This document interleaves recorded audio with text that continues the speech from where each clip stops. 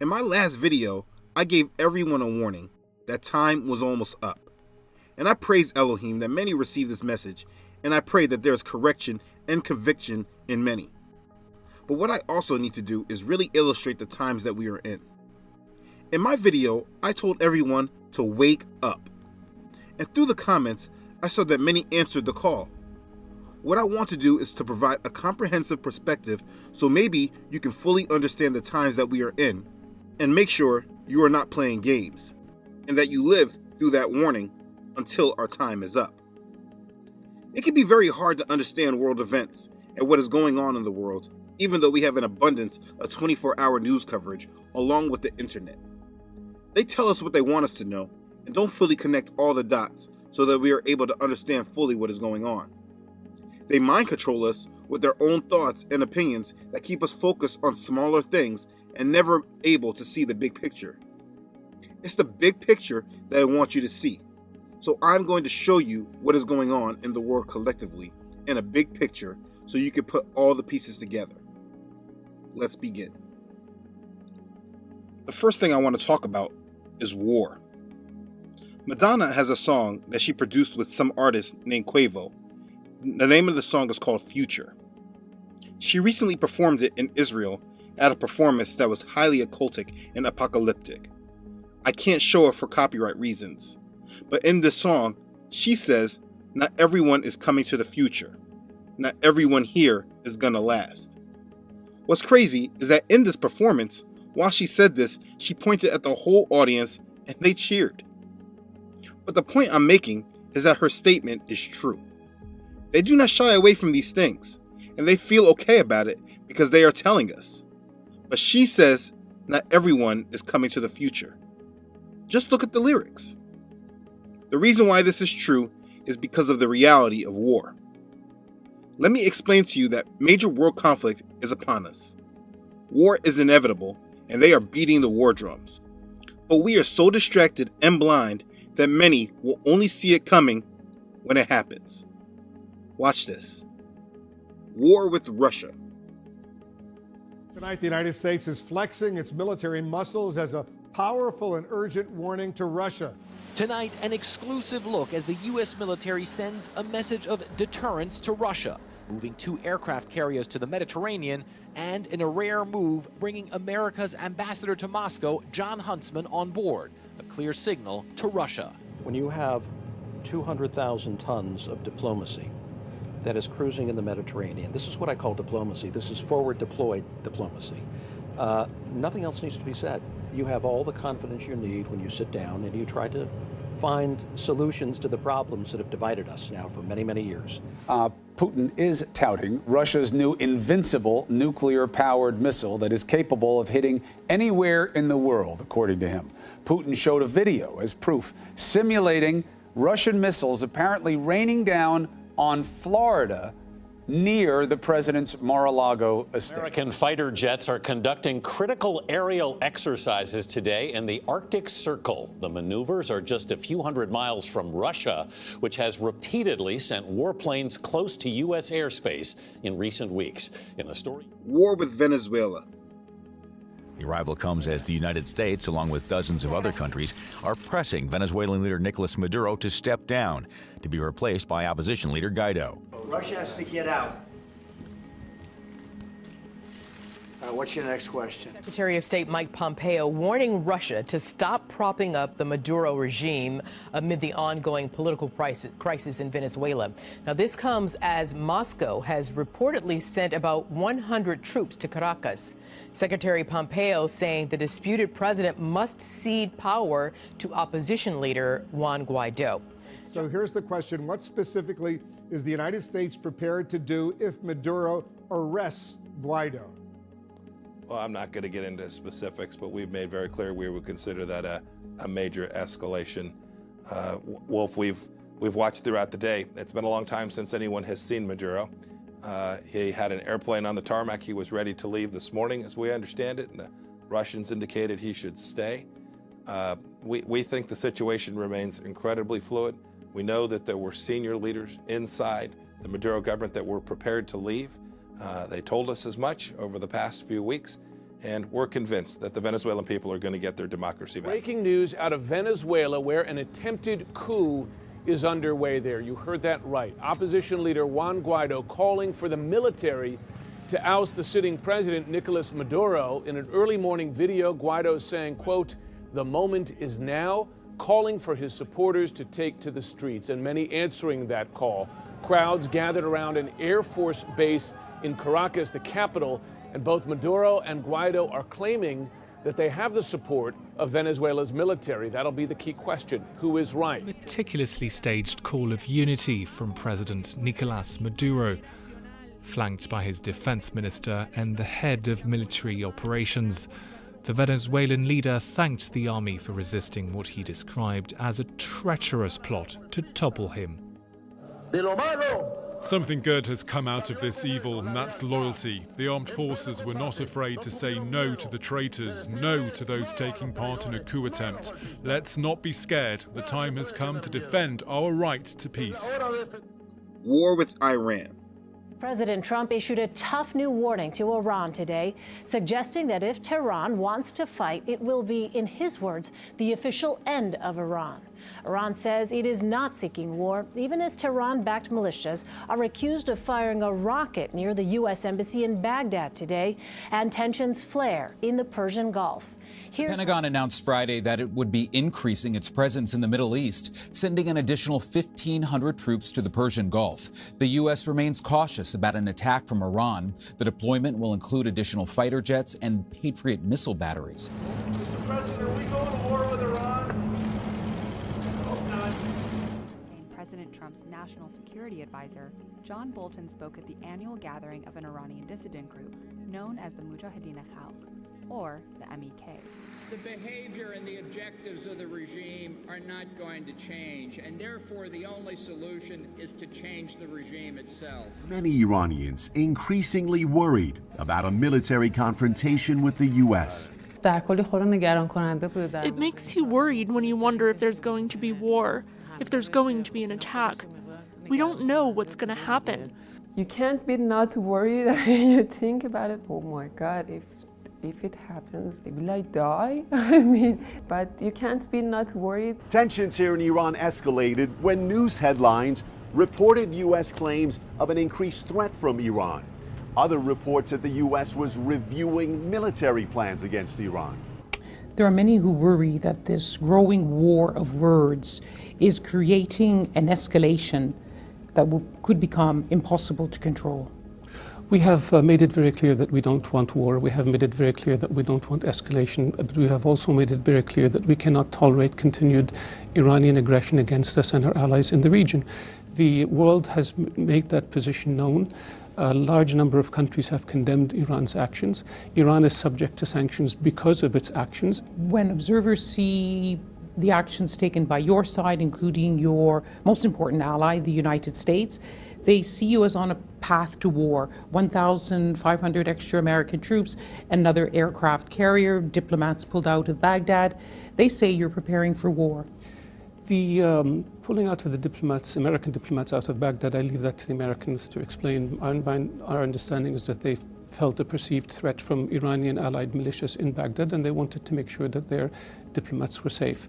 With regards to the build-up in the region, America is our most important strategic ally. America has interest in the region, as do other countries, and America wants to make sure that should the Iranians do anything foolish, that the ability and the capability is in the region to deal with it. But nobody wants war, including the United States. President Trump has been very clear about this. Saudi Arabia has been very clear about this. We urge the Iranians to be cautious, to show restraint, and to back off from the positions that they have taken. War with China.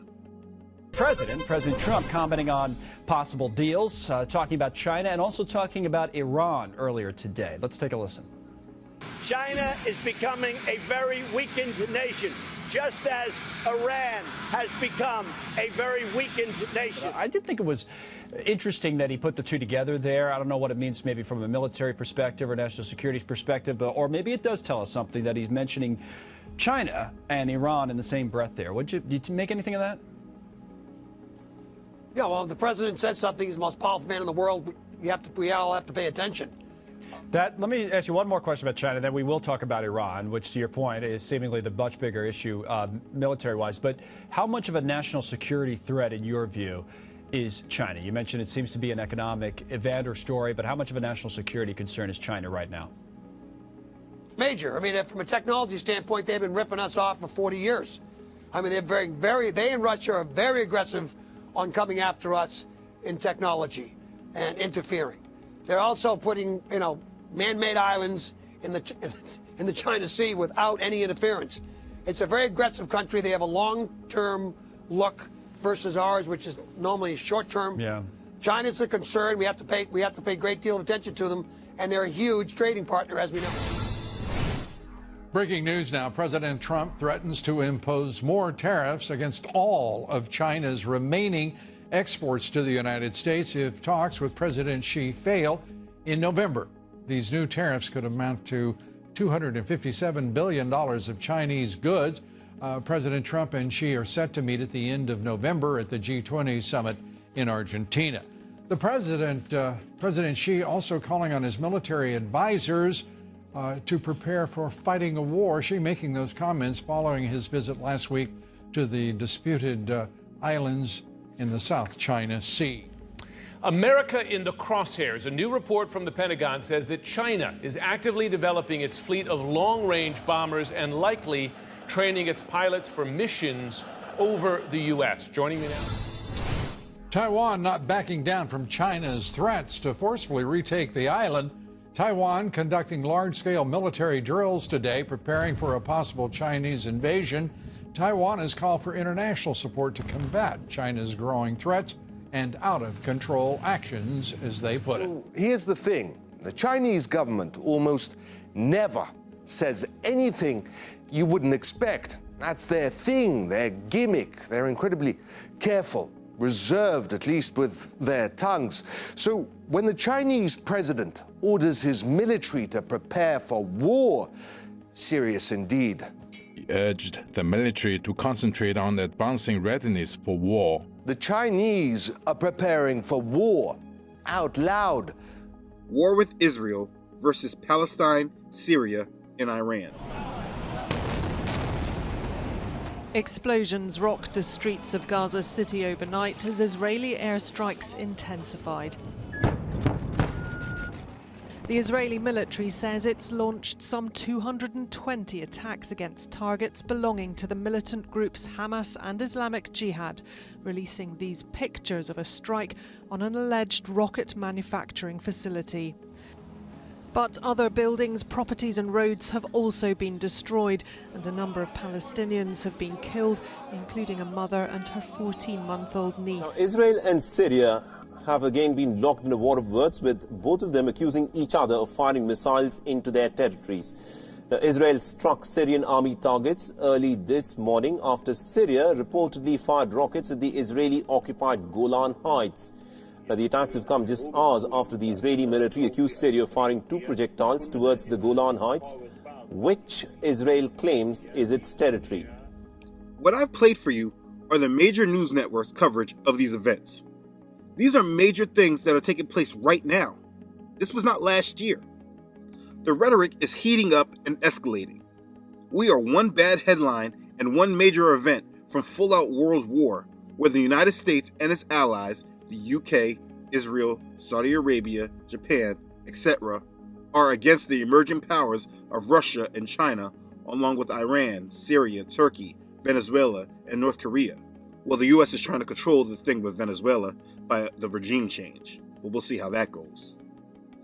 There is also the major battle between the Zionists of Israel and the Muslims. Now, Israeli forces have entered the Al-Aqsa Mosque compound in occupied East Jerusalem. They used pepper spray and detained a number of Palestinians who were inside attending prayers. A large group of Israeli settlers also entered the compound alongside the Israeli military. Harry, the mosque compound is normally closed to non-Muslims in the last days of Ramadan. Why did the Israeli security forces enter it, and what more do we know about what happened? Well, the Israeli security forces aren't telling us why they decided to open it this time. The police say that it's important to note that this is Jerusalem Day, as well as the last day or two of Ramadan, and that's why you see sort of right-wing and religious nationalist people starting their marches now through the old city. We're here at Damascus Gate, at the northern edge of the old city. And the ongoing conflict of the Sunnis and the Shiites, which is why you see Saudi Arabia and Iran at major odds against each other. There's also the threat of nuclear war between India and Pakistan. Also, while the cameras from CNN and Fox News and MSNBC and even the BBC go with nothing but wall-to-wall coverage of Michael Cohen, there is something else brewing that in terms of worldwide implications is actually more newsworthy than those stories. India has bombed Pakistan, and tonight Pakistan is responding. And it turns out now Major General's words are coming to fruition. And then there's these words, uncharted waters. Uncharted waters. That is what a Pakistani ambassador is saying tonight about these attacks between these two countries who once again have ominously the weaponry necessary to literally blow each other up. This world is on fire. What I'm trying to show you is that war is upon us, whether we like it or not. You cannot just ignore it and hope everyone will work out their differences. These conflicts are engineered. They're supposed to happen. And they are designed to bring us into major conflict.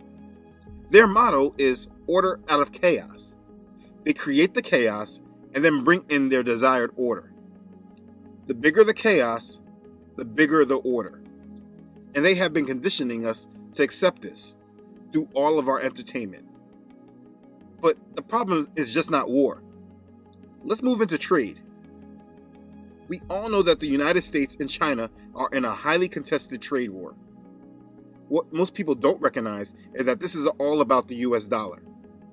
I've made a video specifically about the dollar, and I encourage everyone to watch it to gain understanding. But the trade war is escalating and seems to be a good scapegoat for a global economic collapse, just like this headline confirms. And while the narrative could change, you must understand that the trade war is all about the New World Order, and that's why they give no specifics in what is actually being negotiated. But this trade war is escalating on both sides. Listen. Threat today, the most important one was the very authoritative Communist Party's People's Daily posting a column saying, "Don't say we didn't warn you." So it's important because Chinese people are talking about how this phrase was only used 2 other times by the People's Daily in history. So one was in 1962, ahead of the Chinese dispute with India when they went to war over a border.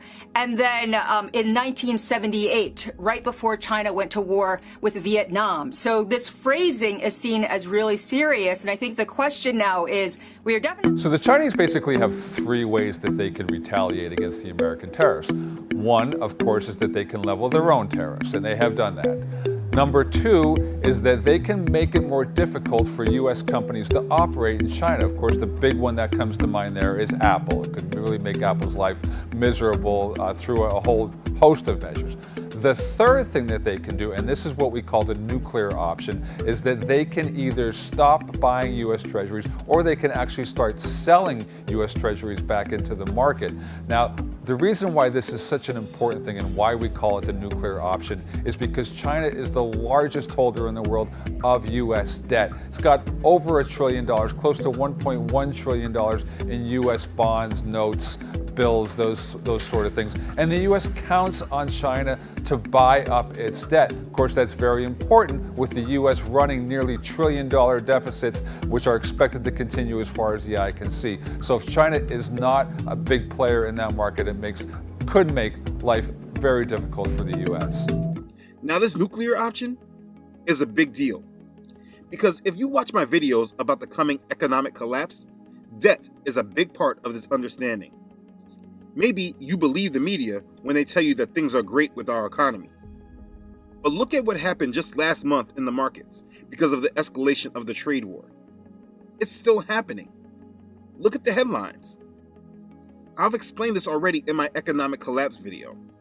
If you don't understand this topic, go to the economic collapse playlist and a great deal will be explained to you. understand something. The collapse is happening. There is no way to avoid it. The debt of the largest economy in the world, which is the United States, is unsustainable and continuously growing. And on top of that, we are provoking our enemies that are major creditors, owners, and buyers of our debt. And that's why we see so many countries ditching the dollar. This is one topic that the major US news channels are absolutely silent about. But look at these headlines. Major countries are forming bilateral trade agreements, meaning between both of their countries, and they are doing it while bypassing the dollar. This is a big deal. So, we have major provocations of war throughout the world. We have countries dumping the United States dollar, which is the world reserve currency of the world, the foundation of this current global economic system. We have trade wars that are escalating, and the threat of imminent market collapse that appears every time we see a bad headline. While considering all of these factors, the level of uncertainty about the future should be alarming. But when you also understand the goals of the enemy and what Satan desires, when you understand what a new world order is, again, I have a video on this as well, then you should really understand what time it is and what is approaching. Along with this, in the United States, there is also a huge risk of civil war brewing between the racial divides and the political divides. Right now, a third of Americans actually believe that a second civil war will happen within the next 5 years. Who's gonna fight for us? People had to die for the freedom where we're at today. We can't just do rallies. We have to fight back. There will be casualties on both sides. There will be, because people have to die to make a change in this world. Writing in the Walrus magazine this month, Stephen Marsh says the United States shows all the warning signs of impending collapse and suggests Canada get ready for the next American Civil War. The impeachment of Donald Trump would spark a massive civil war within the country. But yet, the issue is still being pushed. Now, just a couple days later, it looks almost certain that the Senate and the Republican senators over there who have the actual authority and responsibility to convict the president and remove him from office, that's where the real key decisions will be made and where I think we need to see some profiles and courage. Well, several Democrats have been out front on this issue, with some calling for impeachment just hours after being sworn into Congress. Let's watch. People love you, and you win. Woo! And when your son looks at you and says, Mama, look, you won, bullies don't win. And I said, baby, they don't, because we're going to go in there and we're going to impeach them. This is not a fight I wanted to take on, but this is the fight in front of us now. This is not about politics. This is about the Constitution of the United States of America. We took an oath not to try to protect Donald Trump. We took an oath to protect and serve the Constitution of the United States of America. And the way we do that is we begin impeachment proceedings now against this president. You should stay out of the political dissension and racial battles. They want chaos. An empire toppled by its enemies can rise again. But one which crumbles from within, that's dead. Forever. Don't allow yourself to be a part of it. There is so much more to cover. I mean, we need to discuss our entertainment, our movies and television, and examine what messages they are promoting, because they are conditioning us all for this. We need to look at all of the social changes that is happening within our culture.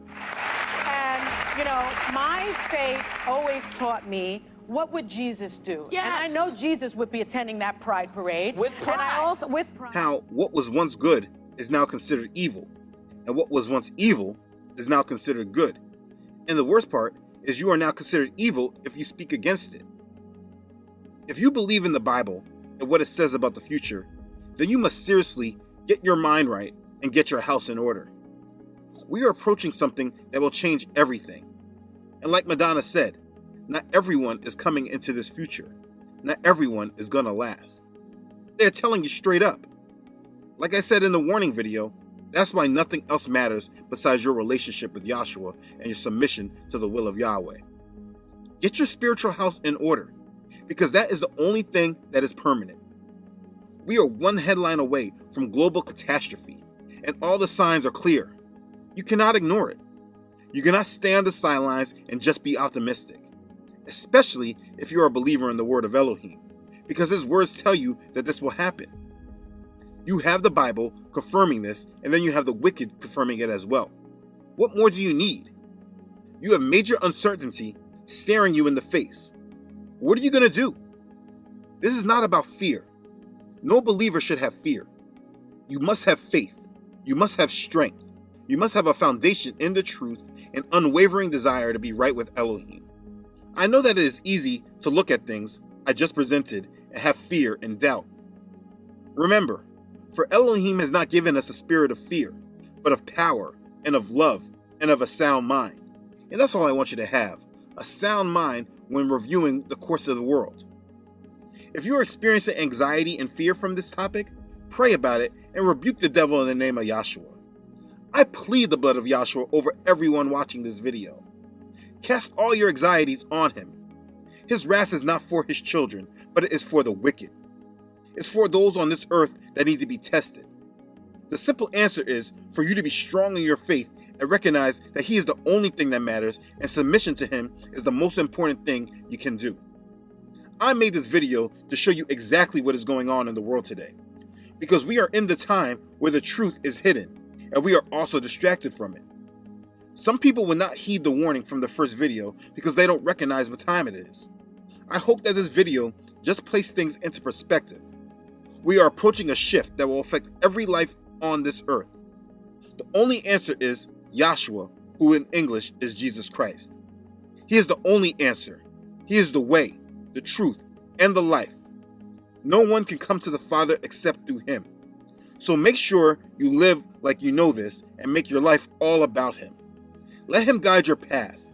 Take away the feelings of control that you have and live for him, and let him be your answer. Be blessed. Okay, thanks again for watching. If this has blessed you, please do not forget to like it and share it with others. If you have not already done so, do not forget to subscribe to this channel. I upload every Friday. Don't forget to follow this ministry on Facebook and Instagram. As always, I'd like to thank all of you who support this ministry. Your contributions truly bless this ministry, and I'm thankful and humbled by your support. Thank you for being a blessing. Okay, thanks again everyone for watching. Be strong, be ready, and be blessed. I love you all.